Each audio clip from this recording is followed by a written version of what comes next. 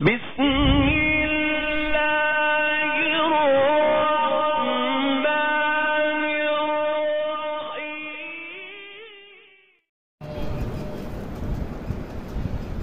الحمد لله وكفى وسلام على عباده الذين اصطفى خصوصا على سيدنا ومولانا محمد المصطفى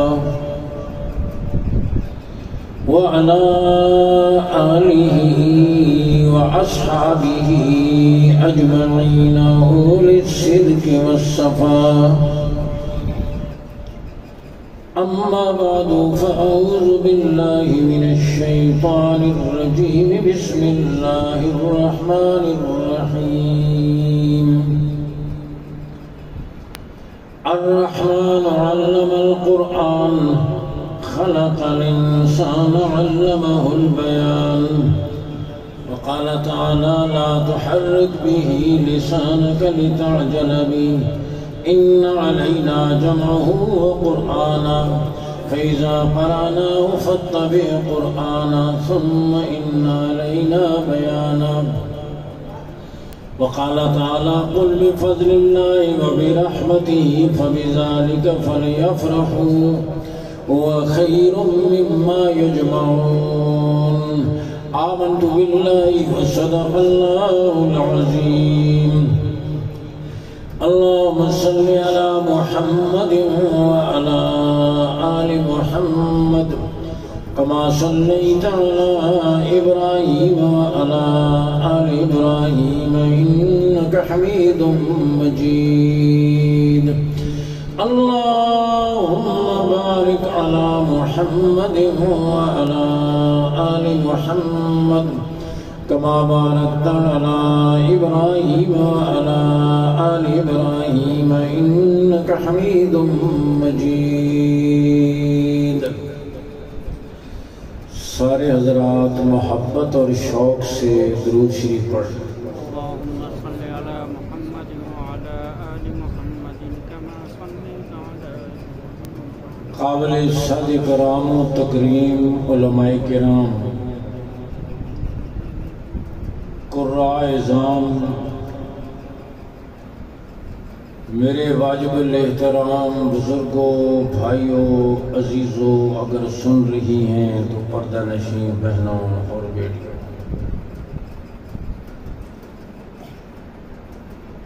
میں شکر گزار ہوں میزبان محترم اس گلشن کی بہاروں کی نگہباں استاد القراء حضرت مولانا قاری کرامت صاحب دامت برکاتہم اور عزیز مکرم استاد القراء حضرت مولانا قاری محمد اصغر صاحب دامت برکاتہم اور عزیز مکرم فاضل نوجوان حضرت مولانا کاشف صاحب کا کہ آج کے اس مبارک پروگرام میں انہوں نے مجھے شریک کیا. ان کی مخلصانہ دعوت پر حاضری ہوئی اور الحمدللہ ایک طویل اور پیچیدہ سفر کے بعد 6 گھنٹے کا سفر کر کے میں پنڈی سے یہاں پہنچا. اتنے وقت میں آدمی بہاولپور پہنچ جاتا ہے. اور حضرت قاری صاحب فرما رہے تھے پاکستان کی سڑکوں کا جو حال ہے، پاکستان کی سڑکوں کا بھی ہے لیکن آپ کی سڑکوں کا خصوصی طور پر برا حال ہے. اور الحمدللہ اللہ نے پہنچا دیا. میں نازک مزاج نہیں ہوں. اس عمر میں بھی میں اوسطاً روزانہ 500 کلومیٹر سفر کرتا ہوں. 6 مہینے میں ہماری گاڑی نے 1.25 لاکھ کلومیٹر سفر کیا اور میرے سارے سال کا معمول ہوتا ہے، لیکن آج مجھے بہت زیادہ تھکاوٹ ہوئی اور میں کوئی روایتی مقرر و خطیب نہیں ہوں کہ ایک تقریر کر کے پھر 2 دن یہاں بیٹھا رہوں، مالش کراتا رہوں. مجھے دن میں میٹنگ کرنی ہوتی ہیں، سبق پڑھانا ہوتا ہے، بہت سارے کام کرنے ہوتے ہیں. اس لیے مجھے صبح سبق کا بھی فکر ہے، بلکہ فجر کی نماز کے لیے میں اپنے طلبہ کو خود جگاتا ہوں. اس وجہ سے میرے اوقات میں ذرا سا آگے پیچھے ہو جائے. مجھے اندازہ نہیں تھا کتنا وقت لگے گا، میں پہلے بھی آیا ہوں یہاں، لیکن آج کا یہ جو راستہ مجھے بتایا گیا یہ راستہ بھی کوئی زیادہ پیچیدہ تھا. ساتھیوں نے تو اپنی طرف سے اچھا بتایا ہوگا. خیر بہرحال یہ تو چلتا رہتا ہے. اللہ ہم سب کا مل بیٹھنا قبول فرمائے. ہمارے استاد القراء زینت القراء حضرت مولانا قاری عبدالرؤوف صاحب دامت برکاتہم نے بہت خوبصورت تلاوت کی. جی چاہتا تھا آدمی سنتا ہی رہے. اللہ ان کی تشریف آوری کو، آپ کے بیٹھنے کو اللہ اپنی بارگاہ میں قبول فرمائے. آمین. او آمین. آمین. آمین ذرا اونچی آواز سے کہیں اور جا کے رہیں. آپ تو اٹھ کر 10 منٹ میں گھر چلے جائیں گے، مجھے پھر واپس یہ سفر پہاڑ نظر آتا ہے جو واپس جانا ہے. اس لیے ذرا چست ہو کر رہے. آپ کے اس مدرسے سے الحمدللہ آپ کی دعاؤں سے، آپ کی توجہات سے، آپ کی محبت اور تعاون سے، حضرت قاری صاحب دامت برکاتہم کی محنت، کوشش اور فکر سے آپ کے اس مدرسے سے آج الحمدللہ 8 بچوں کا حفظ قرآن مکمل ہوا.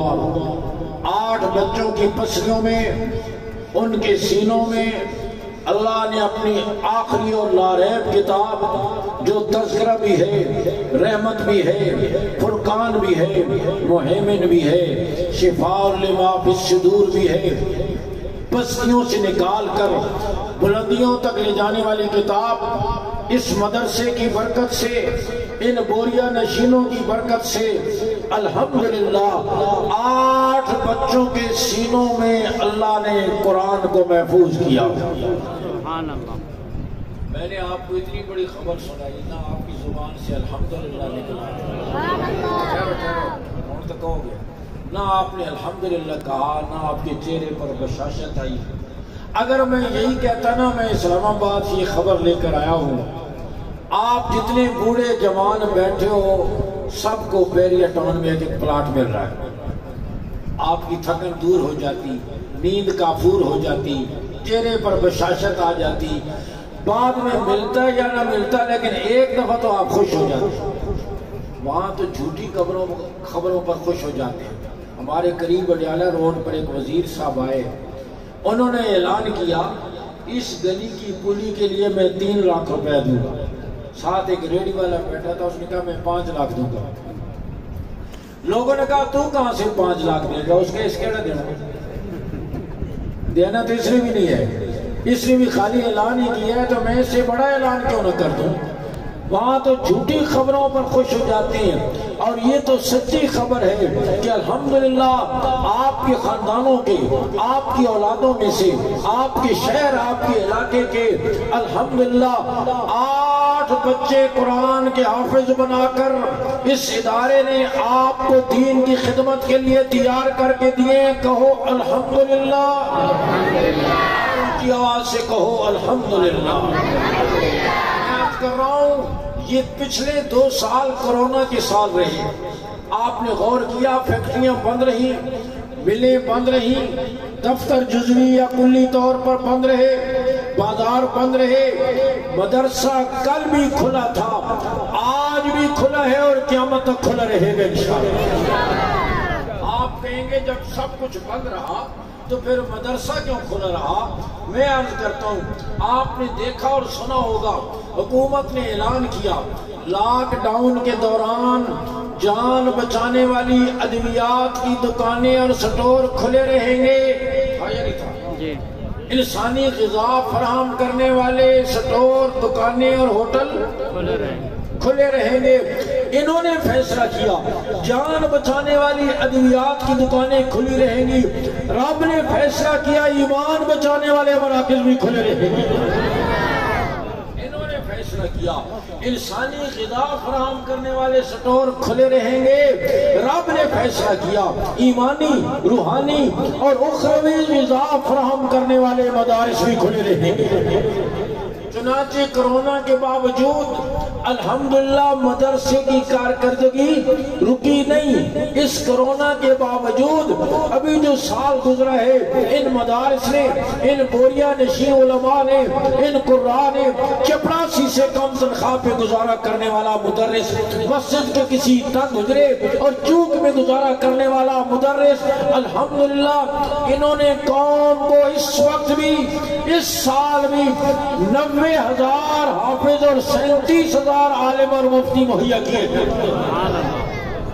میں کہا کرتا ہوں آپ نے جو کام دوسروں کے سپرد کیا، وہ حال یہ ہے، آٹا ملتا ہے تو چینی نہیں، چینی ملتی ہے تو آٹا نہیں، دونوں ملتے ہیں تو گھی نہیں، تینوں ملتے ہیں پکانے کے لیے گیس نہیں، گیس بھی ملتی ہے کھاتے ہوئی بجلی نہیں، کہ لوڈ شیڈنگ ہو گئی ہے۔ لیکن آپ نے کراچی سے لے کر خیبر تک، چمن کے بارڈر سے لے کر گلگت کے پہاڑوں کی چوٹیوں تک، کسی شہر سے آپ نے اعلان سنا ہو، علماء نے اعلان کیا ہے یہ سال کرونا کا تھا، لہذا قرآن سنانے کے لیے حافظ نہیں ملیں گے، لوڈ شیڈنگ ہو گئی ہے، اور ہم کوشش کر رہے ہیں 2023 تک حافظوں کی لوڈ شیڈنگ پر قابو پانا۔ کبھی سنا ہے؟ آج تک نہیں سنا، انشاءاللہ قیامت تک نہیں سنے گے۔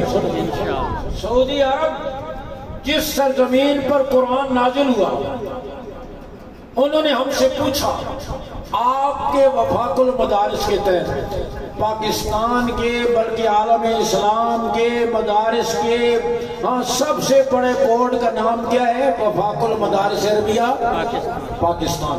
سارے بولو ذرا، وفاق المدارس عربیہ پاکستان۔ آپ نے آلو ٹماٹر تو بڑے یاد رکھ دیو، دکان کی چیزیں، دفتر کی چیزیں، زمین یہ بھی یاد رکھو کرو۔ دکان اپنی ہے، زمین اپنی ہے، تو دین بھی بھائی اپنا ہے نا۔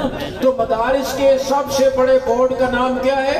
وفاق المدارس عربیہ پاکستان۔ اس کو بھی یاد رکھو۔ انہوں نے ہم سے پوچھا رابطہ عالم اسلامی، آپ کے پاکستان میں وفاق المدارس کے تحت اس سال 6 سال پہلے کی بات ہے، اس سال قرآن کے کتنے حافظ تیار ہوئے؟ ہم نے کہا وفاق ہر حافظ کے امتحان نہیں لیتا، جو دورائی بھی مکمل کر لے اس کے امتحان لیتا ہے۔ جن کا داخلہ آیا ہے ان کی تعداد 63,655 ہے۔ کتنی؟ 63,600۔ وہ کہہ رہے یہ کیسے ہو سکتا ہے؟ آپ عجم ہو، ہم عرب ہیں، ہماری زبان میں قرآن نازل ہوا ہے، ہمارے ہاں ایک سال میں 5,000 حافظ تیار ہوتے ہیں، آپ کے ہاں 63,000 کہاں سے آ گیا؟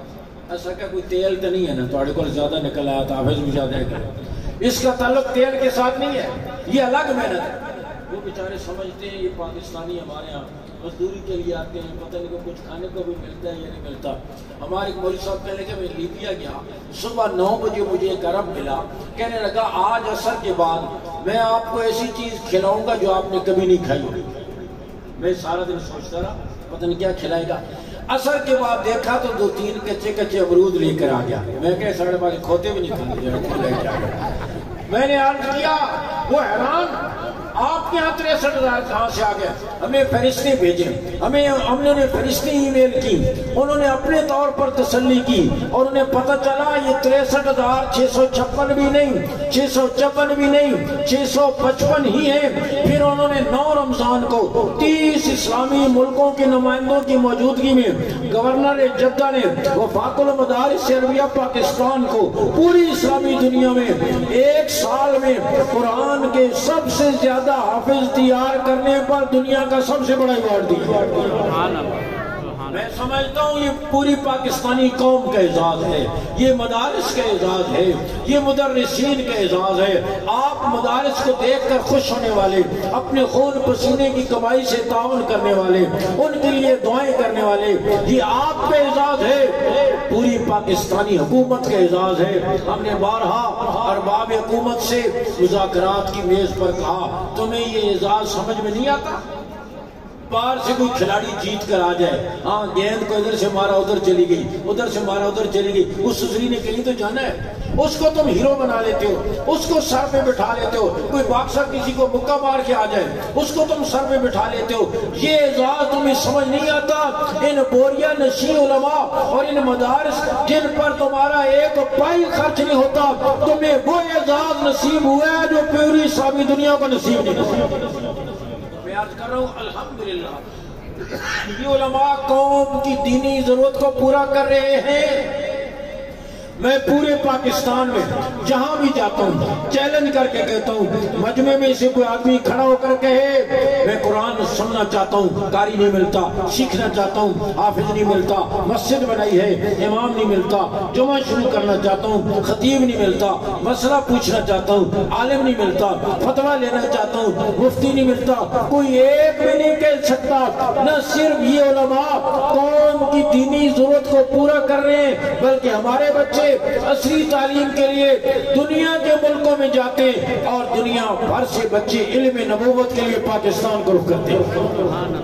میں لگا کے پروگرام میں کیا 28 بچوں کے حفظ قرآن مکمل ہوا، 20 پاکستانی 8 غیر ملکی۔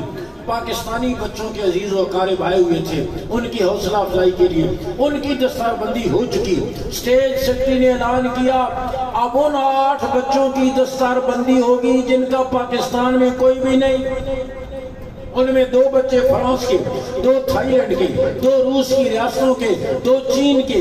آپ یقین کریں آخری بچہ چین کا جس کی دستار بندی ہوئی 6.5 سال کی عمر، 6.5 سال کی، اور قاری صاحب کہنے لگے 4 سال کی عمر میں اس نے قرآن یاد کرنا شروع کیا، 6.5 سال کی عمر میں مکمل کیا، 2.5 سال کے عرصے میں نہ اس نے والدین کو دیکھا نہ والدین نے اسے دیکھا۔ میں نے کہا یا اللہ کہاں چین اور کہاں تلگان کا دیہات، اس نے 4 سال کی عمر میں ماں کی گود چھوڑی، باپ کی شفقت چھوڑی، بہن بھائیوں کی محبت چھوڑی، علاقہ چھوڑا، زبان چھوڑی، قرآن کی محبت کہاں سے اٹھا کر اسے کہاں لے آئی۔ میں عرض کر رہا ہوں پوری دنیا سے بچے علم نبوت کے لیے پاکستان کو رخ کرتے ہیں، اور الحمدللہ پاکستان کے مدارس کا یہ فیض عرب میں، عجب میں، مشرق میں، یورپ میں، ایشیا میں، افریقہ میں، پوری دنیا میں نظر آتا ہے۔ میں ملیشیا گیا اور ایک علاقہ وہاں کیٹا کا، وہاں کے مدارس جمع ہوئے اور علماء جمع ہوئے، ان سے کچھ بات چیت ہوئی، اس کے بعد انہوں نے کھانا کھلایا۔ عام طور پر وہ ہمارے بنگالی بھائیوں کی طرح مچھلی چاول شاول کھاتے ہیں، پاکستانی طرز کا انہوں نے مجھے کھانا کھلایا۔ میں نے کہا آپ نے پاکستانی طرز کا کھانا کیسے پکایا؟ کہنے لگے ہم فیصل آباد سے پڑھ کر آئے ہیں دارالقرآن سے، استادوں نے ہمیں قرآن بھی سکھایا کھانا پکانا بھی سکھایا، تاکہ پاکستان سے مہمان آئے ان کو دقت نہ ہو، اور الحمدللہ پاکستان کی طرز پر وہ کام کر رہے ہیں، اور یہاں سے جو پڑھ کر جاتے ہیں ساری زندگی پاکستان کے گن گاتے ہیں۔ آپ کا تنخواہ دار سفیر اتنا کام نہیں کرتا جتنا وہ حفاظ اور قراء جو پاکستان سے پڑھ کر جاتے ہیں ساری زندگی پاکستان کے گن گاتے ہیں۔ الحمدللہ ان علماء نے قوم کے وقار میں اضافہ کیا ہے، قوم کو لوٹا نہیں ہے، قوم کی دینی ضرورت کو پورا کیا ہے، بلکہ آج میری اور آپ کی زندگیوں میں جتنا دین نظر آ رہا ہے یہ برکت ہے علماء اور مدارس کی۔ بے شک اور میں آپ کو بتاتا ہوں کیسے اگر سمجھنا ہی، میں عرض کر رہا ہوں آج اگر کسی کے ہاتھ میں تسبیح ہے اس کے پیچھے علماء اور مدارس ہیں، ماتھے پر سجدے کا نشان ہے اس کے پیچھے علماء اور مدارس ہیں، زبان پر اللہ کا ذکر اور مسنون دعائیں ہیں اس کے پیچھے علماء اور مدارس ہیں، رات کو تہجد کی نماز اور ندامت کے آنسو ہیں اس کے پیچھے علماء اور مدارس ہیں، اگر میری بہن بیٹی پردے کے ساتھ گھر سے نکل رہی ہے اس کے پیچھے علماء اور مدارس ہیں، اگر کوئی جج عدالت میں شریعت کے مطابق انصاف کا فیصلہ کر رہا ہے اس کے پیچھے علماء اور مدارس ہیں، اگر کوئی تاجر شریعت کے مطابق تجارت کر رہا ہے اس کے پیچھے علماء اور مدارس ہیں۔ کسی نیکی کا کھرا اور نشان قدم تلاش کریں، آپ کو ہر خیر کے پیچھے علماء اور مدارس نظر آئے، ہے یا نہیں؟ آپ کہیں گے مجھے تو میرے والد صاحب نے نماز سکھائی ہے، تو تیرے والد کو بھی کسی مولوی نے سکھائی ہے نا۔ کوئی کہے کہ میں نے تو کتاب پڑھی ہے جی، تو کتاب بھی کسی عالم اور مفتی نے لکھی ہے، کسی سائنسدان نے تو نہیں لکھی۔ دین پہنچنے کا کوئی ذریعہ ہو انفرادی یا اجتماعی طور پر، اس کے پیچھے علماء اور مدارسے، اس لیے میں کہتا ہوں مدرسے کی قوت پورے دین کی قوت، اور مدرسے کی کمزوری پورے دین کی کمزوری ہے۔ اس لیے آج دنیا کا کفر ایڑی چوٹی کا زور لگا کر، کیا گورے انگریز اور کیا کالے انگریز، ایڑی چوٹی کا زور لگا کر مسلمان کا طلب مسجد سے، مدرسے سے، داڑھی سے، پگڑی سے، فرقے سے، پردے سے توڑنا چاہتے ہیں۔ آپ نیت کرو ہرنپور والوں، ہم یہ تعلق اور مضبوط کریں گے انشاءاللہ، پہلے سے پڑھ کر یہ تعلق انشاءاللہ مضبوط کریں گے۔ اور پھر یہ بھی عرض کروں، آج لکھا جاتا ہے ہمیں ڈاکٹر ضرورت ہے، انجینئر ضرورت ہے، سائنسدان ضرورت ہے، ہمیں سائنسدان ضرورت ہے۔ بے شک ڈاکٹر کی ضرورت سے کون انکار کر سکتے ہیں؟ ہاں، دل کی بند رکھے کون کھولے گا؟ میں تو نہیں کھول سکتا، نہ کاری کرام سب کھول سکتے ہیں۔ بلند و بالا عمارتیں کون تعمیر کرے گا؟ انجینئر ہی تعمیر کرے گا، وہ ہمارے سروں کے تاج ہیں۔ ڈاکٹر انجینئر ہمارے سروں کے تاج ہیں، ہمارا سرمایہ ہے۔ اگر وہ کوئی اچھا کام کرے ہمارے سر فخر سے بلند ہو جاتے ہیں، لیکن یہ تو ماننا پڑے گا نا۔ آپ بتائیں گے ڈاکٹر بیمار آدمی کی ضرورت ہے یا صحت مند آدمی کی؟ صحت مند آدمی کو ڈاکٹر سے کوئی کام نہیں۔ اور کتنے ہمارے خوش قسمت ایسے ساری زندگی ان کو ڈاکٹر کی ضرورت پیش۔ انجینئر کی ضرورت اسی ہوگی جو نقشے کے مطابق مکان بنائے گا۔ یہ پنڈ دادر خان کے سارے دیہات اور چکوال کے، جیلم کے، گجرانوالہ کے، لاہور کے، ہاں یہ سارے دیہات انجینئروں نے تعمیر کی ہیں۔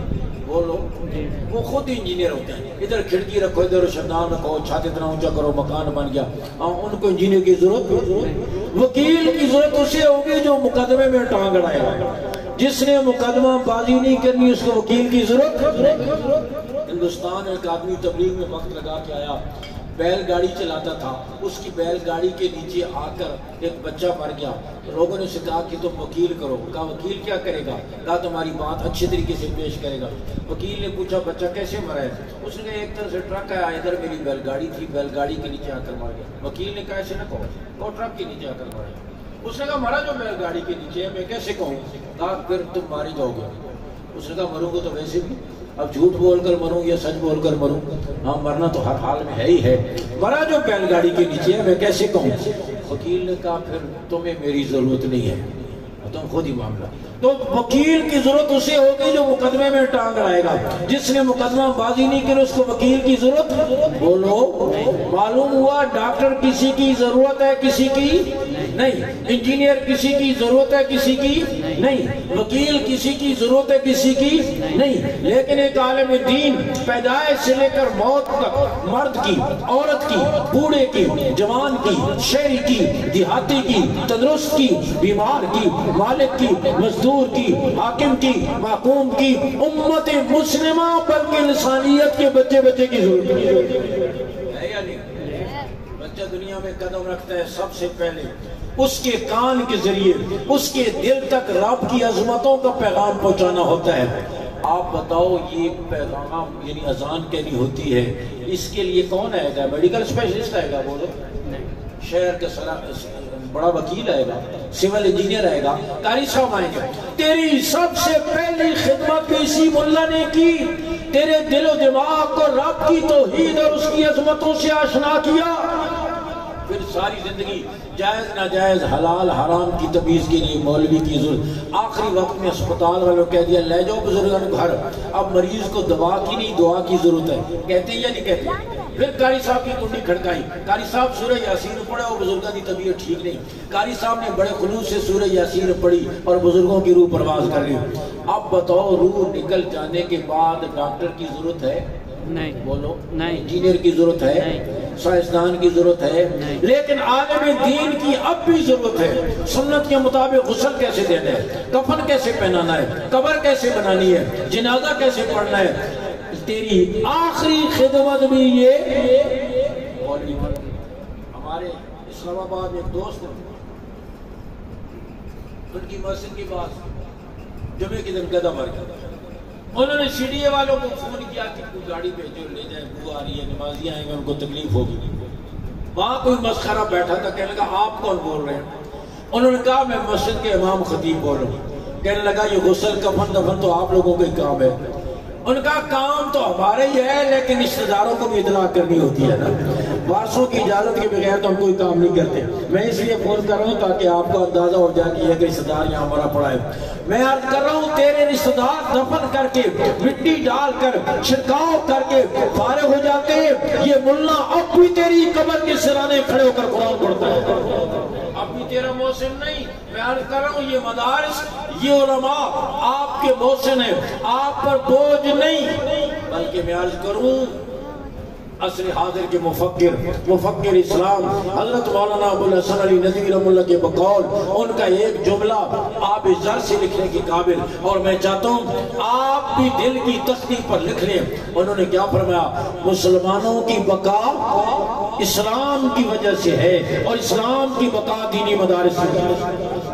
آپ کہیں میرے ساتھ، مسلمانوں کی بقا اسلام کی وجہ سے، مسلمانوں کی بقا اسلام کی وجہ سے، اور اسلام کی بقا دینی مدارس کی وجہ سے۔ پھر کہیں اس کو دل کی تختی پر لکھ لیں، اس کو ورد زبان بنائیں، مسلمانوں کی بقا بولو اسلام کی وجہ سے، اور اسلام کی بقا دینی مدارس کی وجہ سے۔ دینی مدارس رہیں گے تو اسلام رہے گا، اسلام رہے گا تو یہی مضمون حدیث مبارکہ میں بھی آتا ہے۔ رحمت دو عالم صلی اللہ علیہ وسلم نے فرمایا لا تقوم الساعة حتى يقال اللہ اللہ، جب تک یہ زمین پر ایک آدمی بھی اللہ اللہ کرنے والا رہے گا قیامت قائم نہیں ہوگی۔ سورج طلوع ہوگا، غروب ہوگا، چاند چمکے گا، ستارے چمکیں گے، موسم بدلیں گے، ہوائیں چلیں گی، پھول کھلیں گے، چشمے پھوٹیں گے، دریا چلیں گے، جب تک ایک آدمی بھی اللہ اللہ کرنے والا ہوگا۔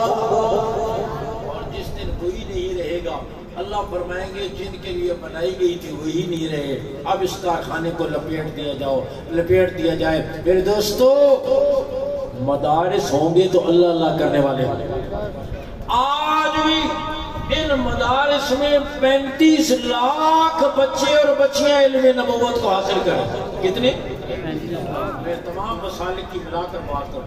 اکیلے وفاق المدارس کے تحت چلنے والے مدارس میں 25 لاکھ بچے اور بچیاں علم نبوت کو حاصل کریں، باقی سب کے ملا کر 10 لاکھ، اور اکیلے وفاق المدارس میں 25 لاکھ، اور 35 لاکھ بچے اور بچیاں پڑھ رہے ہیں۔ ملتان ایک مدرسے کے متمم کہنے لگے، میں نے اپنے حفظ کے اساتذہ سے کہا یہ جو بچے روزانہ قرآن پڑھتے ہیں، شام ایک آیت، ایک رکوع، ایک پارہ بار بار دہراتے ہیں، مجھے شام تک حساب لگا کے بتاؤ روزانہ قرآن کی کتنے ختم ہو جاتے ہیں؟ شام کو انہوں نے بتایا کہ روزانہ 250 ختم ہو جاتے ہیں۔ ایک مدرسے میں اگر 250 ختم ہو، شہر میں کتنے ہوں گے، تحصیل میں کتنے ہوں گے، ضلع میں کتنے ہوں گے، ڈویژن میں کتنے ہوں گے، صوبے میں کتنے ہوں گے؟ آج ان مدارس میں پڑھنے والے بچوں میں سے 10 لاکھ بچے اور بچیاں قرآن یاد کر رہے ہیں، اور ایک بچہ صبح سحری سے لے کر رات گئے تک چھٹی کا وقت نکال کر اوسطاً 10 گھنٹے روزانہ پڑھتا ہے، ایک آیت، ایک رکوع، پارہ بار بار دہراتا ہے۔ ایک حافظ 20 منٹ میں ایک پارہ پڑھ لیتا ہے، 1 گھنٹے میں 3 پارے پڑھ لیتا ہے، 10 گھنٹے میں 30 پارے پڑھ لیتا ہے۔ ایک حفظ کرنے والا بچہ اوسطاً روزانہ ایک قرآن ختم کرتا ہے، اور 10 لاکھ بچے روزانہ قرآن کے 10 لاکھ ختم کرتا ہے۔ اللہ ہو رہی ہے یہ نہیں ہو رہی؟ یہ تو قرآن پڑھنے والوں کی بات کر رہا ہوں۔ اور پھر جو ہزاروں بچے دینی علوم پڑھ رہے ہیں، اور 40,000 کے لگ بھگ بچے دور حدیث کرتے ہیں، ہر حدیث کے شروع میں قال قال رسول اللہ صلی اللہ علیہ وسلم، اور یہ بھی اللہ نے علماء دیوبند کو یہ اعزاز عطا فرمایا ہے، ان کے مدارس میں پڑھنے والے بچے روزانہ کروڑوں کی تعداد میں نہیں، اربوں کی تعداد میں جانے دو عالم پر درود بھیجتے ہیں۔ یہ سعادت بھی اللہ نے ہمارے لیے مقدر کی ہے، قرآن کا پڑھنا پڑھانا بھی یہ اللہ نے ہمارے لیے مقدر کیا ہے۔ میں آپ بتائیں، آپ کو ذرا سا اندازہ ہو گیا ہوگا کہ ان کی وجہ سے اللہ اللہ ہو رہی ہے یا نہیں ہو رہی؟ اور میں نے بارہا اسلام آباد میں کہا کہ اگر یہ دینی مدارس نہ ہوتے تمہارا اسلام آباد کب سے دھنس چکا ہوتا. جس انداز کے تمہارے کرتوت ہیں اگر یہ بچا ہوا ہے ان معصوم بچوں کی وجہ سے جو صبح سحری سے لے کر رات گئے تک اپنی معصوم زبانوں سے اللہ کا قرآن آپ ذرا اندازہ کرو نا اللہ کی رحمتیں نازل نہیں ہوں گی. ایک مسافر بچہ سردیوں میں صبح 4 ساڑھے 4 بجے تقریباً جگا دیتے ہیں اساتذہ. ایک بچہ مدرسے میں سویا ہوا ہے 7-8 سال کی عمر کا, سردی کی وجہ سے سکڑا ہوا ہے, معمولی سا بستر لیٹا ہوا ہے. قاری صاحب نے آواز دی عبداللہ اٹھ دیر ہو رہی ہے. عبداللہ کروٹ بدل کے پھر سو گیا. عبداللہ تو پھر سو گیا, جلدی کر دیر ہو رہی ہے. عبداللہ آنکھیں ملتے ہوئے لڑکھڑاتے قدموں کے ساتھ وضو والی جگہ پہ پہنچا اور ٹوٹی کے سامنے بیٹھا. عبداللہ تو پھر سو گیا, جلدی کر دیر ہو رہی ہے. عبداللہ نے وضو کیا اور آ کر تپائی کے سامنے پارا کھول کر بیٹھ گیا, پھر سو گیا. سچ بتا اس معصوم بچے کی صدا پر اللہ کی رحمت نازل نہیں ہوئی. معصوم بچہ اس نے ماں کی گود چھوڑی, باپ کی شفقت چھوڑی اور یہاں اس انداز میں اللہ کی کتاب کو اپنے سینے میں محفوظ کر رہا ہے. آپ کو اندازہ نہیں, آپ اپنے گھروں میں, اپنے بنگلوں میں, اپنی مسیریوں میں سو رہے ہوتے ہیں, کتنی معصوم زبانیں آپ کے لیے دعائیں کر رہے ہوتے ہیں. میں اپنے مدرسے میں رات کو دبایا, سردی کے موسم میں کوئی رات 1 بجے کا وقت, اوپر گیلری میں طلبہ رہتے تھے. میں چکر لگانے گیا, سخت سردی, ٹھنڈی ہوا چل رہی اور میں نے جا کے دیکھا سارا مدرسہ سویا ہوا ہے. ایک 8-9 سال کی عمر کا بچہ مانسیرا کے علاقے کا اکیلا دوزانو ستون کے پیچھے بیٹھا ہوا دعا کر رہا ہے. اس نے مجھے نہیں دیکھا, میں نے اسے دیکھ لیا. میں ستون کے پیچھے ہو کر کھڑا ہو گیا کہ دیکھوں یہ کس کس کے لیے مانگتا ہے اور کیا کیا مانگتا ہے. میں کوئی 10 منٹ کھڑا رہا, اس کے ہاتھ اٹھے رہے, اس کی زبان چلتی رہی, اس کے ہونٹ ہلتے رہے. میں نے کہا یا اللہ یہ معصوم بچہ تھا, ماں کی گود میں رہنے کا زمانہ تھا, باپ کی شفقتوں میں پلنے کا وقت تھا, بہن بھائیوں کے ساتھ کھیلنے کا زمانہ تھا. اس نے ماں کی گود چھوڑی, باپ کی شفقت چھوڑی, یہاں سردی میں بوری اور چٹائی پر بیٹھا ہوا ٹھٹرتا ہوا پتہ نہیں کس کس کے لیے مانگ رہا ہے اور کیا کیا مانگ رہا ہے. اور تو اسے دیکھ کر کتنا خوش ہوتا ہوگا. اور یہ ایک بات, ایک مثال نہیں, یہ سینکڑوں ہزاروں مثالیں ہیں. آپ کی وجہ سے کتنے ہاتھ اٹھے ہوئے آپ کے لیے دعائیں کر رہے ہوتے ہیں. تو یہ مدارس رحمتوں کے کھینچنے کے لیے مقناطیس ہے. مقناطیس جیسے مقناطیس لوہے کو کھینچتا ہے, یہ مدارس اللہ کی رحمتوں کو کھینچتے ہیں, عذابوں کو ٹالتے ہیں. آپ خوش قسمت ہیں, آپ کی آبادی کے وسط میں, آپ کے شہر کے وسط میں اللہ نے یہ مدرسہ قائم کیا ہے جہاں صبح سے شام تک بچے پڑھتے ہیں. آپ کی پوری آبادی پر اللہ کی رحمت نازل ہوتی ہے. اس مسجد سے اور ویسے بھی مسجدوں سے ساری رحمتیں تقسیم ہوتی ہیں. ساری رحمتیں عرش الہی سے بیت اللہ پہ نازل ہوتی ہیں, بیت اللہ سے دنیا بھر کی مسجدوں میں تقسیم ہوتی ہیں. اور پھر مسجد کے جو جتنا قریب ہوتا ہے اور جتنا تعلق رکھتا ہے اتنی اس پر یہ رحمتیں تقسیم ہوتی ہیں. تو دعا کرو اللہ ہمیں ان مدارس سے مضبوط تعلق نصیب فرمائے. کہو آمین. اور ان مدارس کے ساتھ بھرپور تعاون کی توفیق دے, ان کو مضبوط کرنے کی توفیق دے. کہ مدرسے کی قوت پورے دین کی قوت اور مدرسے کی کمزوری. اور یہ بھی عرض کروں, مدرسہ آج کی چیز نہیں, مدرسہ اتنا ہی پرانا ہے جتنا اسلام پرانا. غار حرا کی خلوت میں جب سب سے پہلی وحی نازل ہوئی سورۃ العلق کی 5 آیتیں, اقرا بسم ربک الذی خلق, وہی مدرسہ قائم ہو گیا. پھر وہ مدرسہ منتقل ہوا مکہ مکرمہ میں پہاڑ کی چوٹی پر دار ارقم میں, دار ارقم سے یہ منتقل ہوا مدینہ منورہ میں صفہ کے چبوترے پر, جہاں میرے آقا پڑھانے والے ابوبکر عمر جیسے پڑھنے والے, عثمان ولی جیسے پڑھنے والے, طلحہ زبیر جیسے پڑھنے والے, ابی بن کعب جیسے پڑھنے والے, خالد بن مسعود جیسے پڑھنے والے. ہاں اس کائنات میں حضور جیسا استاد کوئی نہیں آیا, صحابہ جیسا شاگرد کوئی نہیں. یہ کہ آپ کسی بہت بڑے قاری سے قرآن کیوں نہ پڑھے؟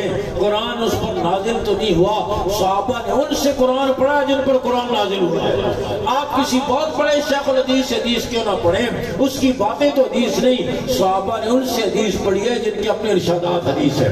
تو یہ مدرسہ پھر صفحہ جتنے مدرسے ہیں عرب اور عجم میں، صفحہ کے اسی مدرسے کی شاخیں ہیں جہاں جو میرے آقا نے قائم فرمایا۔ دعا کرو اللہ ان مدارس سے مضبوط تعلق نصیب فرمائے، قرآن سے مضبوط تعلق نصیب فرمائے۔ آج ان 8 بچوں کے سینوں میں اللہ نے قرآن کو محفوظ کیا، لا زوال دولت، ابدی دولت عطا فرمائی۔ جس دن ساری دولتیں ہاتھ سے چلی جائے گی، آپ کی ATM مشینیں جواب دی جائیں گی، چیک بکیں اڑ جائیں گی، بینک بیلنس ختم ہو جائے گا، یہ دولت اس دن بھی کام آئے گا۔ حدیث شریف میں آتا ہے آپ جو قرآن کو اللہ بلا کر اپنے سامنے کھڑا کریں گے اور پھر اس سے پوچھیں گے پہچانتے ہو کون ہے؟ وہ کہے گا میرے ماں باپ ہیں۔ اللہ فرمائیں گے ان کے گناہوں کی وجہ سے ان پر جہنم واجب ہو چکی تھی، لیکن تو میرا محبوب ہے، تیرے سینے میں میری کتاب محفوظ ہے، میں تجھے اختیار دیتا ہوں اپنے والدین اور اپنے خاندان کے 10 آدمی جن کو چاہو چن کر جنت میں جنت۔ یہ کوٹا صدر کے لیے نہیں، وزیر اعظم کے لیے نہیں، جرنیل کے لیے نہیں، چیئرمین کے لیے نہیں، یہ کوٹا اس کے لیے ہے جس کی پسلیوں میں اللہ نے قرآن میں اور آج بھی اور کرو قرآن عظمت والا جو قرآن کے ساتھ جڑ گیا وہ بھی عام کپڑا ہوتا ہے، کپڑے کی دکان پر تھان کے ساتھ پاک ناپاک ہر ایک اس کو ہاتھ لگاتا ہے، لیکن 1 میٹر کپڑا کٹ کر قرآن کا غلاف بن گیا۔ اب جو عزت قرآن کی وہ عزت اس کپڑے کی۔ آپ کے گھر میں معمولی لکڑیاں پڑی تھی، آپ نے جوڑ کر قرآن مجید رکھنے کے لیے رہن اور تپائی بنا دیا۔ آپ قیمتی سے قیمتی صوفے اور کرسی پر پاؤں رکھ کر کھڑے ہو سکتے ہیں، لیکن اس معمولی لکڑی پر کوئی پاؤں رکھنے کی ضرورت۔ میرے دوستو کپڑا گتا لکڑی قرآن سے وابستہ ہو جائے، یوں عزتیں پا لیتا ہے، میرے نبی کا امتی وابستہ ہو جائے گا، کتنی عزتیں پا لیتا ہے۔ اس لیے نیت کرو کہ انشاءاللہ اپنی اولادوں کو سب سے پہلے قرآن سے وابستہ کرے گا۔ کوئی باپ اپنی بیٹی کو، کوئی ماں اپنی بیٹی کو اس سے قیمتی زیور، اس سے قیمتی عطیہ، اس سے قیمتی دولت نہیں دے سکتے کہ انہیں قرآن مجید کی تعلیم دے۔ ادھر دیکھیں، قرآن مجید کا یاد کرنا تو بہت بڑی بات ہے۔ حدیث شریف میں آتا ہے کنز المال کی روایت ہے، امام الانبیاء صلی اللہ علیہ وسلم نے کیا فرمایا؟ غور سے سنو۔ آپ صلی اللہ علیہ وسلم نے فرمایا 4 چیزوں کا دیکھنا بھی عبادت۔ کتنی چیزوں کا؟ ہاں یہ یاد رکھا کرو، گھر والوں کو بتایا کرو، گھر صرف جلیبی اور امرود ہی نہ لے کر جایا کرو، یہ بھی لے کر جایا کرو۔ کتنی چیزیں؟ کتنی چیزوں کا دیکھنا عبادت؟ آپ صلی اللہ علیہ وسلم نے فرمایا بیت اللہ کا دیکھنا عبادت۔ دعا کرو اللہ ہم سب کو نصیب فرمائے، بار بار نصیب فرمائے، پورے آداب کے ساتھ نصیب فرمائے، صحیح نیت کے ساتھ نصیب فرمائے۔ آپ صلی اللہ علیہ وسلم نے فرمایا 120 رحمتیں ہر وقت بیت اللہ پہ نازل ہوتی ہیں، 60 طواف کرنے والوں کے لیے، 40 عبادت کرنے والوں کے لیے، اور 20 ان کے لیے جو بیٹھے بیت اللہ کو دیکھتے رہتے ہیں۔ اتنی چیزوں کا دیکھنے عبادت، اور دیکھنے والے عجیب طریقے سے دیکھتے ہیں۔ دعا کرو اللہ ہمیں بھی وہ جذبے نصیب فرمائے۔ ہمارے دوست حرم میں کام کرتے ہیں، کہنے لگے میں روزانہ گزرتا تھا، دیکھتے بوڑھا اور بوڑھی حتیم کے پاس، بیت اللہ کے آس پاس دیوار ہے نا، حتیم کے پاس بیٹھے ہوئے کچھ پڑھ رہے ہوتے ہیں۔ ایک دن میں گزرا اور میں نے دیکھا کہ وہ تھیلے میں سے خشک روٹی کے ٹکڑے نکال کر زمزم میں بھگو کر کھا رہا تھا۔ میں نے کہا میں آپ کے لیے کھانا لے آؤں؟ کہا نہیں۔ آپ کو ہوٹل پہ لے جاؤں کھانا کھلاؤں؟ کہا نہیں، ہمارے پاس انتظام ہے۔ میں نے پوچھا آپ کہاں سے آئے؟ وہ بوڑھا کہنے لگا ہم باجوڑ سے آئے ہیں۔ اور کیسے آئے؟ کہا آج سے 40 سال پہلے ہماری شادی ہوئی تھی اور ہم نے نیت کی تھی ہم حج کریں گے۔ کہنے لگا میں مزدوری کرتا ہوں، پیسہ جمع کر کے میں نے ایک پائی جمع کر کے 40 سال اتنا ہو گیا کہ ٹکٹ کے پیسے ہو گئے۔ ٹکٹ لے کر ہم یہاں آ گئے اور ہمارے پاس کچھ نہیں، روٹیاں ہم باجوڑ سے پکا کر لائے ہیں ساتھ اور وہ خشک ہو جاتی ہیں، زمزم میں بھگو کر ہم کھا لیتے ہیں، اور یہاں سے ہم اٹھتے نہیں، یہاں سے اٹھ جائیں تو پھر بیت اللہ نظر نہیں آتا۔ اس بیت اللہ کے لیے میں نے 40 سال مزدوری کی۔ دیکھنے والے کیوں دیکھتے ہیں؟ دعا کرو اللہ ہمیں نصیب فرما دے۔ کتنی چیزوں کا دیکھنے عبادت؟ آپ صلی اللہ علیہ وسلم نے فرمایا بیت اللہ کا دیکھنے عبادت، دوسرے نمبر پہ میرے آقا نے فرمایا زمزم کے پانی کا دیکھنے عبادت۔ پینا الگ عبادت اور دیکھنا وہ برکت والا پانی جو شیر خار اسماعیل کی ایڑیوں کی رگڑ سے پیدا ہوا، میرے آقا نے فرمایا زمزم لما شرب له، جس مقصد کے لیے زمزم پیا جائے وہی مقصد پورا ہوتا ہے۔ پیاس دور کرنے کے لیے پیو، بھوک دور کرنے کے لیے پیو، رزق کی وسعتوں کے لیے پیو، لا علاج بیماریوں کے لیے پیو، زمزم لما شرب له۔ ہم تو یہی نیتیں کرتے ہیں، دوسروں کو بتاتے ہیں جا کے پیوی نہ زمزم پھر تیرے گردے کی پتھری نکل جاتی، دل کی حرکت ٹھیک ہے۔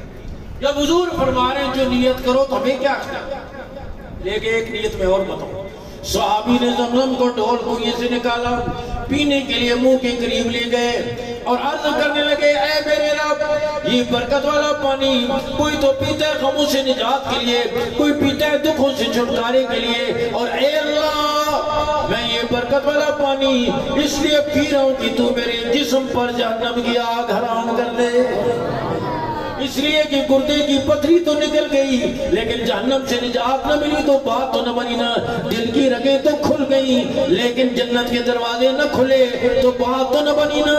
جب ہر مقصد کے لیے تو بڑے مقصد کی نیت کیوں نہ کریں؟ دعا کرو ہم یہ آخرت کی فکر نصیب فرما دے، ماں کی تیاری کے احساس نصیب فرما دے۔ ہاں حضور صلی اللہ علیہ وسلم کے مانگے ہوئے شاگرد مراد رسول سیدنا عمر رضی اللہ عنہ، یکم محرم الحرام جن کی شہادت کا دن اور 10 محرم الحرام امام الانبیاء صلی اللہ علیہ وسلم کے نواسے، جنت کے نوجوانوں کے سردار، اور سیدہ فاطمہ رضی اللہ عنہ کے لخت جگر سیدنا حسین رضی اللہ عنہ کی شہادت کا دن، اور میں جمعے میں بھی عرض کر رہا تھا گلشن اسلام کی آبیاری شہیدوں کے خون کے ساتھ کی، اور شہادت ایسا منصب ہے موت ہر چیز کو ختم کر دیتی ہے، شہادت موت کو بھی ختم کر دیتی ہے۔ حضرت عمر رضی اللہ تعالیٰ عنہ یکم محرم جنہوں نے اللہ سے شہادت مانگ کر لی، اللہ مرزقنی شہادتا فی سبیلک و وفاتا فی بلد حبیبک، اے اللہ اپنے راستے میں شہادت کی موت عطا فرما اور محبوب کے شہر میں عطا فرما۔ اور فاروق اعظم کیا فرماتے ہیں؟ فرماتے ہیں جب سے میں نے کلمہ پڑھا ہے گناہ لکھنے والے فرشتے کو قلم اٹھانے کی نوبت نہیں ہے۔ جب سے میں نے کلمہ پڑھا ہے گناہ لکھنے والے فرشتے کو قلم اٹھانے کی نوبت نہیں ہے۔ میں نے گناہ کیے، ہمارے فرشتے کو تو فرصت قلم رکھنے کی فرصت نہیں ہوتی، فرمایا قلم اٹھانے کی نوبت نہیں آئی جب سے کلمہ پڑھا ہے۔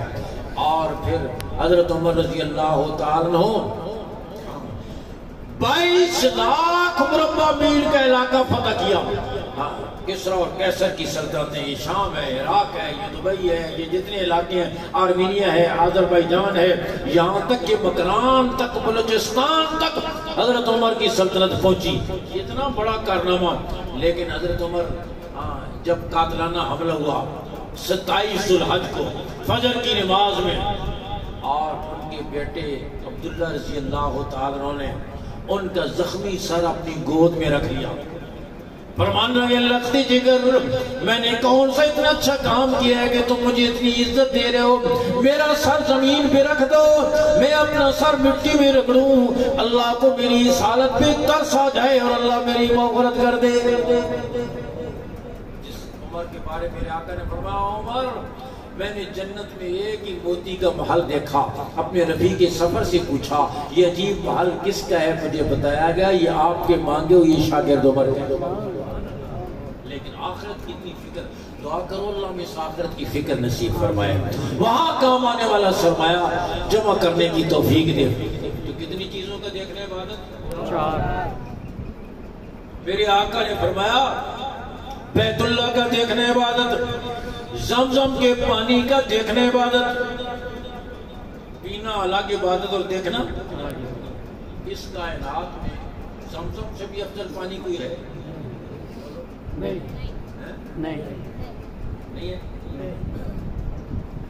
زمزم سے بھی افضل پانی ہے، اور وہ میں آپ کو بتاؤں وہ کون سا ہے؟ بخاری کی روایت ہے، امام الانبیاء صلی اللہ علیہ وسلم سفر پہ، صحابہ ساتھ ہیں، ایک جگہ پڑاؤ ڈالا، نماز کا وقت ہوا، پانی نہیں ہے، آپ صلی اللہ علیہ وسلم نے فرمایا برتنوں میں سامان میں کسی کے پاس پانی ہے تو لاؤ۔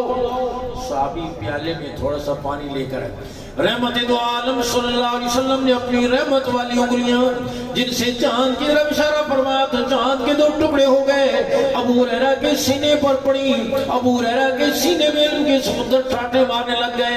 میرے آقا نے مبارک انگلیاں اس پانی کے پیالے میں رکھی، آپ کی مبارک انگلیوں سے پانی کے چشمے جاری ہو گئے، صحابہ نے پی لیا، برتن بھر لیے۔ ابن مسعود فرماتے ہیں میں تو پیتا ہی گیا کہ یہ برکت والا پانی اپنے سینے میں جمع کر لوں۔ علماء فرماتے ہیں آپ کی مبارک انگلیوں سے نکلنے والا پانی زمزم سے بھی افضل ہے، اس لیے کہ نسبت ہے نا حضور صلی اللہ علیہ وسلم کے، آپ کی نسبت سے یہ پانی سارے پانیوں سے افضل ہو گیا، آپ کی نسبت کی وجہ سے صحابہ سارے انسانوں سے افضل ہو گئے، آپ کی نسبت سے مدینہ منورہ سارے شہروں سے افضل ہو گیا۔ آج بھی جو سر سے پاؤں تک صبح سے شام تک خوشی میں غم میں حضور کی سچی غلامی اختیار کرے گا وہ بھی سب سے افضل ہو جائے گا۔ اللہ میں حضور کی نسبت نصیب فرمائے، آپ کی ایک ادا پہ بر بیٹھنے والا بنائے۔ یہ نہ دیکھیں کہ دنیا کیا کر رہی ہے، بلکہ عاشق یہ دیکھا کرتا ہے میرے محبوب کی ادا کیا ہے۔ آج ہم کبھی بال آگے سے لمبے کرتے ہیں، کبھی پیچھے سے لمبے کرتے ہیں، کبھی پیچھے سے گت بناتے ہیں، کبھی کانوں میں مرکیاں ڈالتے ہیں، کبھی سلوار اوپر سے تنگ کرتے ہیں، کبھی نیچے سے تنگ کرتے ہیں۔ حلیہ بدل کے رکھ دیا، دور سے آتے اور پتہ نہیں چلتا سکینہ آ رہی ہے یا غلام رسول آ رہے ہیں، حلیہ بدل دیا۔ عاشق یہ دیکھا، فاروق اعظم نے قمیص پہنی، آپ کی قمیص کی آستین ایک بالش لمبی نکل آئی، بیٹے عبداللہ سے فرمایا بیٹا چھری لاؤ، قمیص کی لمبی آستین کاٹنا چاہتا ہوں۔ بیٹا کہنا ابا جی چھری سے ٹھیک نہیں کٹے گی، کینچی لاتا ہوں، کینچی سے کاٹے نہیں بیٹا چھری سے کاٹوں گا۔ چھری لایا، کاٹی، ٹیڑھی میڑھی کٹی، دھاگے نکل آئے۔ ابا جی آپ نے کینچی سے کیوں نہیں کاٹی؟ ٹیڑھی کٹی ہے، دھاگے نکل آئے۔ فاروق اعظم و نبوت کا سچا عاشق کہنے لگا بیٹا بات یہ نہیں ہے، بات یہ امام الانبیاء سید الانبیاء خاتم الانبیاء صلی اللہ علیہ وسلم نے قمیص پہنی، آپ کی قمیص کی آستین لمبی نکل آئی، میرے آقا نے چھری منگوا کر کاٹا، ٹیڑھی میڑھی کٹی، دھاگے نکل آئے۔ آج خوش قسمتی سے میری قمیص کی آستین بھی لمبی نکل آئی، جی یہ چاہ چھری منگوا کر کاٹوں، ٹیڑھی میڑھی کٹے گی، دھاگے تو نکل آئیں گے لیکن نبوت کی ادا تو پوری ہو جائے گی۔ نبوت کی ادا تو پوری، نیت کرو حضور کی اداؤں پر مر بیٹھیں گے، دائیں بائیں یہ نہیں دیکھیں گے فیشن کیا ہے، دنیا کیا کر رہی ہے، ہاں بلکہ یہ دیکھیں گے محبوب کی ادا کیا ہے۔ ہاں اور یہ نسبت نصیب ہو جائے، رحمت العالمین کی ادائیں آسمانوں سے ہاں رحمتیں یوں نازل ہوں گی جیسے برسات کی بارش ہوتی ہے، ہمارے گھروں میں بازاروں میں اتنی رحمتیں آئیں گی سنبھالی نہیں جائیں گی۔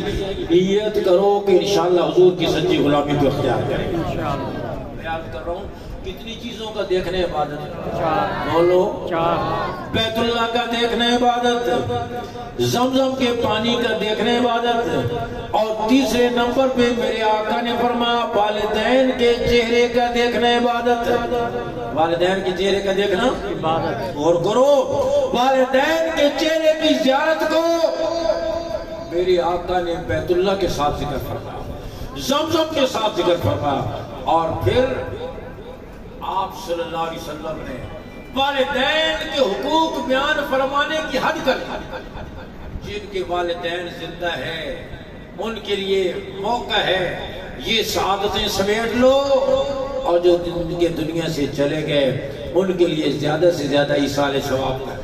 صحابی حاضر خدمت ہوئی، غور کرو، عرض کرنے لگے حضور حق تو نہیں کیا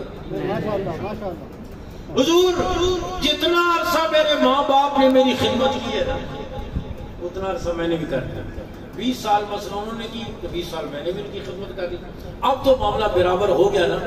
رحمت دو عالم صلی اللہ علیہ وسلم نے فرمایا میرے جان نثار تیری زندگی بھر کی خدمت بھی والدین کی خدمت کے برابر نہیں ہو سکتی، اس لیے کہ وہ تیری خدمت کرتے رہے تیری زندگی کی امید کے ساتھ، تیری زندگی کی تمنا کے ساتھ، اور تو ان کی خدمت کر رہے ان کی موت کی امید کے ساتھ. کیسے برابر؟ وہ تیری خدمت کرتے رہے، تعویذ لیتے رہے، منتیں مانتے رہے، صدقے کرتے رہے، اللہ بیٹے کو لمبی زندگی دے، اور تو خدمت کر رہا ہے. کہتا ہے بزرگ کے صدقیاں مشکل ہی کٹا انہیں کہہ رہنا جی پھر میں 4 منٹ کی چھٹی لے لی. میں کہ تھوڑے دیر دے مہمان جی تو ان کی خدمت کر رہا ہے، ان کی موت پہ نظر رکھ کے وہ تیری خدمت کرتے رہے تیری زندگی کی تمنا کے ساتھ. دونوں خدمتیں کیسے برابر ہو سکتی ہیں؟ اس لیے میرے آقا نے فرمایا والدین کے چہرے کا دیکھنے، اور میرے آقا نے اپنے عمل سے سکھایا. حضور تشریف فرما ہے، بیٹھ جاؤ بچے، بیٹھ جاؤ بچے. نبوت کا سراج منیر اپنے جانثاروں کے جھرمٹ میں سامنے ایک بوڑھی عورت نظر آئی. صحابہ فرماتے ہیں جو ہی آپ کی رحمت والی نگاہ اس خاتون پر پڑی، آپ ان کے استقبال کے لیے اتنی تیزی سے اٹھے کہ چادر مبارک پاؤں میں الجھ گئی. پھر میرے آقا نے اپنی عظمت والی چادر قرآن یا المزمل کہہ کر یا المدثر کہہ کر جس چادر کی عظمت کی قسمیں کھاتا ہے، میرے آقا نے وہ چادر اس خاتون کے قدموں کے نیچے بچھا دی. چادر پر چل کر صحابہ فرماتے ہیں حیران، اتنی مقدر والی خاتون، نبوت کی چادر ان کے قدموں کے نیچے. وہ کچھ دیر تشریف فرما ہوئی، پھر واپس چلی گئی. ہم نے پوچھا حضور یہ خاتون کون تھی جن کا آپ نے اتنا اعزاز اور استقبال، اور پھر نبوت کی چادر ان کے قدموں کے نیچے، یہ کون تھی؟ رحمت دو عالم صلی اللہ علیہ وسلم نے فرمایا میرے جاننے سارو یہ میری والدہ حلیمہ تھی جنہوں نے بچپن میں مجھے دودھ پلایا تھا. آج وہ تشریف لائی اس وقت ان کے اعزاز کے لیے، اور تو میرے پاس کچھ نہ تھا. جی یہ جا اپنی عظمت والی چادر ان کے قدموں کے نیچے بچھا دوں. بیٹو غور کرو، سن رہی ہو تو بیٹیوں غور کرو، اگر دودھ پلانے والی ماں کا یہ ادب ہے تو پھر جنم دینے والی ماں کا کتنا ادب ہوگا. اللہ یہ نصیب فرمائے. کتنی چیزوں کا دیکھنے عبادت؟ 4. بولو 4 چیزوں کا دیکھنے عبادت. بیت اللہ کا دیکھنے عبادت، زمزم کے پانی کا دیکھنے عبادت، والدین کے چہرے کا دیکھنے عبادت، اور چوتھے نمبر پر میرے آقا نے فرمایا قرآن مجید کا دیکھنے عبادت. جس کتاب کا دیکھنے عبادت اس کا پڑھنا کتنی بڑی بات. دعا کرو اللہ میں اس کتاب سے تعلق نصیب فرمائے. حضرات صحابہ کرام جہاں قرآن نے روکا رک گئے، جہاں چلایا چل پڑے، جہاں اٹھایا اٹھ گئے، جہاں بٹھایا بیٹھ گئے. دعا کرو اللہ ہمیں گھروں میں تلاوت کی توفیق نصیب فرمائے، ہمارے گھر آباد ہو جائیں. اور پھر یہ بھی نیت کرو کہ انشاءاللہ اپنی اولاد میں سے کوئی بیٹا پوتا بھانجا بھتیجا کسی کو قرآن کا حافظ بنا کر انشاءاللہ آخرت کا ضمانتی بنائیں گے. کس کی نیت ہے؟ انشاءاللہ. ماشاءاللہ آپ چکر کرو، میں گھوڑتے نہیں پڑے پر آپ کے فائدے کی بات ہے. سب کی نیت ہے نا انشاءاللہ. ماشاءاللہ سب نے نیت کر لی. حضرت یہ تو سب نے نیت کر لی، سب کو پڑھائیں گے انشاءاللہ. اور گھر جا سو نا ذرا جڑے بڑھ کے جائے. گھر میں جو ہوم سیکرٹری بیٹھا ہوا ہے نا وزارت داخلہ کی جنتو چل رہا ہے جی استاد چل رہے ہیں ایک خاصی کے تو یہ بھی عرض کروں گا سب سے بڑی بات. اور ہم اظہار نہیں کرتے ہاں، لیکن دل میں ہماری بھی یہی ہوتی ہے. اوپر سے کہتے ہیں وہ جی ایڈی قسمت والے سے کتوں جی آدھا ہوتا ہے یہ کھائے گا کہاں سے. ارباب حکومت سے ہمارے بارہا مذاکرات ہوتے ہیں، کبھی صدر سے، وزیر اعظم سے، وزیر داخلہ سے، آرمی چیف سے لگے رہتے ہیں، اور وہ وقتاً فوقتاً دانہ پھینکتے رہتے ہیں، جال پھینکتے رہتے ہیں. ایک دفعہ کہنے کہ ہم آپ کی تنخواہیں دیں گے، یہ کریں گے، وہ کریں گے، سندے من. ہم نے کہا یہ ہمارا مسئلہ ہی نہیں. تمہارے بے روزگار انجینئروں نے گنڈیریاں بیچی ہیں، ڈاکٹروں نے جوتے پالش کیے، سائنسدانوں نے ریڑیاں لگائی ہیں، حالات سے تنگ آ کر خودکشیاں کی ہیں. آج تک کسی حافظ قاری مولوی نے بھوک سے تنگ آ کر خودکشی کی ہے؟ آپ کے علم میں کبھی آئی وہ بات؟ یہ تو ہو سکتا ہے زیادہ کھانے مار گیا. حضرت صاحب ادھر ہی 40 پر شہید ہو گئے، لیکن یہ میرے رب کی غیرت کے خلاف. اے ایپل سیک ایکٹ ٹی ڈاک پڑھانے والا سکول ٹیچر میرا رب اس کو پالے اور ذالک الکتاب لا ریب فیہ پڑھانے والے کو نہ پالے، اتنی عزت سے پالتا ہے آپ اس کا تصور نہیں کرو۔ میں کہتا ہوں ہمارے یہاں کے جو بکرے آتے ہیں وہ بھی لینڈ کروزر پر چڑھ کر آتے ہیں، تو وہ سیٹ صاحب نے گاڑی نکالی، آگے کا درز ہوا، ٹائر پھٹ گیا، ڈرائیور صدقہ نہیں کی تھی، کہتا ہے یاد ہی نہیں، چل بکرا لے گاڑی میں ڈال، سیدھا مدرسے پہنچ۔ ہاں گاڑی پہنچتی ہے، دروازے کے سامنے رکتی ہے، دروازہ کھلتا ہے، بکرا بڑی شان سے نیچے اترتا ہے اور طالب علموں کی خدمت میں پہنچ جاتا ہے۔ یہ ہمارا مسئلہ ہی نہیں، ہاں یہ میرے رب کی غیرت کے خلاف ہے۔ جہاں یہ جا کر بیٹھ جائے گا، یہ جتنے علماء یہاں تشریف فرمائے، جتنے مدرسے چل رہے ہیں، پنڈی میں ہمارا مدرسہ ہے شہر کے کنارے پر، تاجروں کے علاقہ نہیں ہے، فوجیوں کا، وہ بھی ریٹائر صوبیدار، شام کو سستی سبزی 22 نمبر میں ڈھونڈ رہے ہوتے ہیں، لیکن ایک دن کا خرچہ 1 لاکھ روپے ہے، ایک دن کا، مہینے کا نہیں، ایک دن کا رننگ خرچہ 1 لاکھ روپے اللہ سب کو کھلا رہا ہے، چھوٹا گوشت بھی نہیں، موٹا گوشت بھی نہیں، چھوٹا گوشت کھلا رہا ہے۔ اس لیے یہ مت سوچو کہ کھائے گا، چند ٹکوں کی خاطر اپنی اولاد کو قرآن سے محروم نہ کرو۔ نیت کرو انشاءاللہ اپنی اولاد کو سب سے پہلے قرآن سے وابستہ کریں گے انشاءاللہ، اور اگر یہ نہیں کریں گے، یہ بھی عرض کرتا چلا پھر کیا ہوگا۔ میں 2 سال پہلے جنوری کے مہینے میں برطانیہ میں تھا، ایک شہر میں راجہ صاحب کا انتقال ہو گیا، پنڈی کے ہوں گے یا کشمیر کے ہوں گے، راجہ ادھر ہی پائے جاتے ہیں۔ راجہ صاحب خود بھی مسلمان، 2 بیٹے، بیٹے بھی دونوں مسلمان۔ باپ کے مرنے کے بعد بڑا بیٹا کہنے لگا ہم باپ کی میت کو جلائیں گے جیسے ہندو جلاتے ہیں، دفن نہیں کریں گے۔ کہا میں نے نیٹ پر ریسرچ کی ہے، یہ طریقہ سستا بھی ہے، آسان بھی ہے۔ چھوٹے نے کہا دفن کریں گے، بڑے نے کہا جلائیں گے۔ حالانکہ دوستو اسلام کا جینا بھی بے مثال، اسلام کا مرنا بھی بے مثال۔ حضرت مولانا قاسم نانوتوی رحمہ اللہ کے پاس ایک ہندو آیا، حضرت ہمارا طریقہ اچھا ہے، ہم مرنے والے کو جلا دیتے ہیں، آپ مسلمان دفن کرتے ہو۔ حضرت نانوتوی برجستہ فرمانا کہ کچرا جلایا جاتا ہے، خزانہ دفن کیا جاتا ہے، کچرا جلایا جاتا ہے اور خزانہ دفن کیا جاتا ہے۔ بڑے نے کہا جلائیں گے، چھوٹے نے کہا دفن کریں گے۔ ان کا آپس میں جھگڑا ہوا، معاملہ عدالت میں گیا، 1.25 مہینے تک کیس چلتا رہا۔ 1.25 مہینے کے بعد عدالت نے فیصلہ کیا مسلمان کا دفن کیا جائے۔ 1.25 مہینے تک اس کی میت سرد خانے اور کولڈ سٹوریج میں پڑی۔ اولادوں کو دین نہیں سکھائیں گے، پھر یہ دن دیکھنا پڑے گا، وہ آپ کی آنکھوں کی ٹھنڈک بننے کی بجائے آپ کی نگاہوں کا کانٹا بن جائے۔ ہمارے بزرگ کے نگے میں بنگلہ دیش گیا، رات کو بیان کے بعد ایک حاجی صاحب کے یہاں کھانا تھا، حاجی صاحب بیٹھک میں میرے پاس بیٹھے ہوئے، نوجوان بیٹا کا گھر کے اندر کھانا لینے گیا ہوا، حاجی صاحب ٹھنڈی سانس لے کر اب سردہ لہجے میں کہنے لگا مولوی صاحب آپ ایک لوگ آپ کی دعائیں قبول ہوتی ہیں، میرے لیے دعا کرو۔ میں نے پوچھا کیا دعا کروں؟ بیٹے کی طرف اشارہ کر کے کہنے دعا کرو اللہ اس موذی سے میری جان چھڑا دے، اس نے میری زندگی میں زہر کھول دیا۔ خیر رات گزری، صبح ناشتے کے حاجی صاحب اندر گئے ہوئے تھے، بیٹا میرے پاس بیٹھا ہوا تھا، بیٹا کہنے لگا مولوی صاحب میرے ایک دعا کرو۔ میں نے کہا کیا دعا کروں؟ کہنے لگا میرے والد صاحب کی عمر کے جتنے لوگ تھے سارے دنیا سے چلے گئے، صرف یہ ایک رہ گئے، دعا کرو اللہ ان کو بھی سنبھال لے، میں ان سے سخت تنگ ہوں۔ اگر دین نہیں ہوگا والدین اولاد سے تنگ، اولاد والدین سے تنگ، ساس بہو سے تنگ، بہو ساس سے تنگ، مالک مزدور سے تنگ، مزدور مالک سے تنگ، حکومت عوام سے تنگ، عوام حکومت سے تنگ، زندگیاں تنگ ہو جاتی ہیں۔ نیت کرو کہ انشاءاللہ اپنے آپ کو، اپنی اولادوں کو، اپنے خاندانوں کو دین سے وابستہ کریں گے، انشاءاللہ قرآن سے وابستہ کریں گے، آپ کے گھر جنت کے نمونے بن جائیں گے۔ اور خود بھی نیت کرو کہ انشاءاللہ اپنا تعلق قرآن کے ساتھ جوڑیں گے۔ میں کہا کرتا ہوں مسلمان کی تو بڑی شان ہے، ہاں کافر اس قرآن کو سنتا ہے اس کا دل پسیج جاتا ہے، اس کی خزاں بہار میں تبدیل ہو جاتی ہے۔ امیر شریعت سید اللہ شاہ بخاری فرماتے ہیں 1930 میں ہندوستان کی ڈم جیل میں تھا، جیل والوں نے رات کو سزا کے طور پر مجھے چکی بھی بٹھا دیا، دانے پیسنے کے لیے دے دیے۔ شاہ جی فرماتے ہیں ادھر سے میں نے چکی پیسنا شروع کر دی، ادھر سے میں نے سورہ یوسف کی تلاوت کرنا شروع کر دی۔ اور جن لوگوں نے امیر شریعت کو دیکھا اور سنا ہے، امیر شریعت قرآن پڑھتے تھے، معلوم بھی ہوتا تھا قرآن ابھی نازل ہو رہا ہے۔ نیرو جیسا ہندو ایک پاؤں پہ کھڑا ہو کر پوری رات شاہ جی کا قرآن سنتا تھا۔ شاہ جی فرماتے ہیں ادھر سے میں نے چکی پیسنا شروع کر دی، ادھر سے سورہ یوسف کی تلاوت کرنا شروع.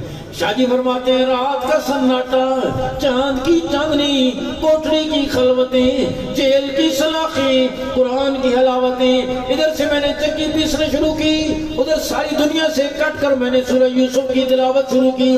چکی پیستا چلا گیا، تلاوت کرتا چلا گیا، یہاں تک کہ پون گھنٹہ گزر گیا. پون گھنٹے کے بعد میری پیٹھ پر کسی نے ہاتھ رکھا. میں نے پلٹ کے دیکھا، جیل کا انگریز سپرینٹینڈنٹ کھڑا ہوا، زاروں کا تہار ہو رہا ہے اور کہتا ہے تو شاہ بخاری تجھے تیرے نبی کا واسطہ، بس کر ایک آدمی اور پڑی میرا کلیجہ پھٹ جائے.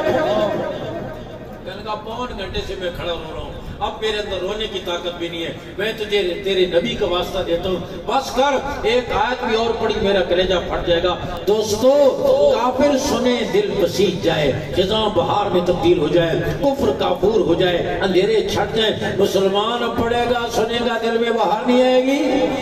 نیت کرو انشاءاللہ ہمارے گھروں میں روز قرآن کھلے گا، روز قرآن کی تلاوت کریں گے، ناشتہ کریں یا نہ کریں، چاہے پیئیں یا نہ پیئیں، لیکن قرآن کی تلاوت کا ناغہ نہیں کریں گے انشاءاللہ. اور آخری دو باتیں عرض کر کے ختم کرتا ہوں.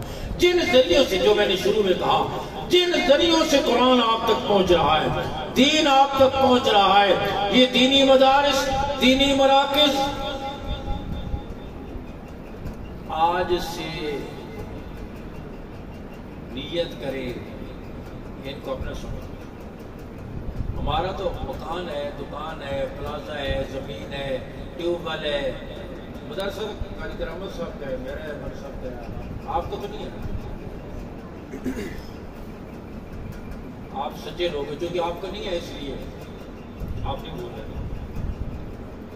آپ کو تو نہیں ہے، بڑی دیر کے بعد بڑا مشکل سوال ہے. مسلمان ثواب کی چیز ضرور سمجھتا ہے، اس میں شک نہیں، لیکن اپنا نہیں سمجھتا. میں یہ کہہ رہا ہوں آج کے بعد نیت کرو، بیوی بچے میرے ہیں، مکان میرا ہے، دکان میری ہے، زمین میری ہے، پلازا میرا ہے، تو مدرسہ بھی بولو. کون کون یہ سمجھتا ہے کہ میرا ہے؟ شاباش شاباش شاباش. آپ کہتے ہیں. پھر اگلی بات مجھے سمجھ میں نہیں آتی، اپنا پلازا شروع کرتا ہے نہ کہتا ہے استاد جی کروڑا نہ جی بندر ہیں، ارباں دی گل کرو، مہنگائی بہت ہو گئی. اور مسجد مدرسے کا معاملہ قطرہ قطرہ دریا ہوتا نہیں، استاد جی ہو جائے. ہاں پھر تو ایک دم وہاں تو کروڑوں پر بھی بریک نہیں لگاتا، یہاں قطرے قطرے پر تو کیوں آ جاتا ہے؟ یہ میری سمجھ میں، آپ مجھے سمجھا دو. اور اس کی وجہ یہ ہے، ثواب سمجھتے ہیں ضرور، لیکن اپنا وہ 5 روپے والے نوٹ میں، 20 روپے والے نوٹ میں اور 5000 والے نوٹ میں تو مناظرہ ہو گیا. تو 20 والا نوٹ 5000 والے سے پوچھا یار تم کدھر ہوتے ہو، تم سے ملاقات کی؟ اس نے کبھی دبئی، کبھی شارجہ، کبھی الین، کبھی منسٹر کالونی، کبھی چیمبر آف کامرس، کبھی اسٹیٹمنٹ، میری تو یہی جگہ ہوتی. لیکن 5000 والا 20 والے سے پوچھنے کا ملاقات تو تم سے بھی نہیں ہوتی، تم کدھر ہوتے؟ اس نے کہا مسجد کے چندے کے ڈبے میں ہوتا ہوں. جب بھی مجھے کھولو گے یہیں پاؤ گے. اپنا نہیں سمجھتے، اور جس چیز کو آدمی اپنا سمجھتا ہے نا، اس کے لیے پیسہ بھی نکلتا ہے، اس کے لیے وقت بھی نکلتا ہے. ریل کی سیٹ پر 3 آدمی بیٹھے ہو نا، اسٹیشن پر گاڑی آ کر رکے، اجنبی آدمی چھانک کر کے کوئی ہے جگہ؟ کوئی جگہ نہیں، نظر نہیں آتی. 3 بندے کی سیٹ 3 بیٹھ کھلے ہو جائے، وہ اور چوڑے آگے دیکھ، کوئی جگہ نہیں، وہ اور چوڑے ہو کر بیٹھ جائے. وہ چلا گیا. پھر تینوں کو جاننے والا آ گیا، اس نے جھانک کر پوچھا کوئی ہے جگہ؟ وہ بڑی جگہ آ جا، جگہ دل چوڑی تھی، نہ لو. ایک دوسرے کو دھکا مارے گا، دوسرے تیسرے. جگہ 3 کی تھی، لیکن چوتھے کو بٹھا لیا. کب؟ جب اپنا تو میں یہی کہہ رہا ہوں کہ اس دین کو اپنا سمجھو. اور پھر ان مہمانان رسول پر خرچ کرنا. علامہ طبری بڑے مورخ گزرے ہیں، بڑے محدث گزرے ہیں، وہ اپنا واقعہ ذکر کرتے ہیں. کسی گاؤں میں ہم پڑھتے تھے، خرچہ ختم ہو گیا، ہم نے بستر باندھے، جائیں اپنے علاقے میں خرچے کا انتظام کریں، پھر آئیں گے.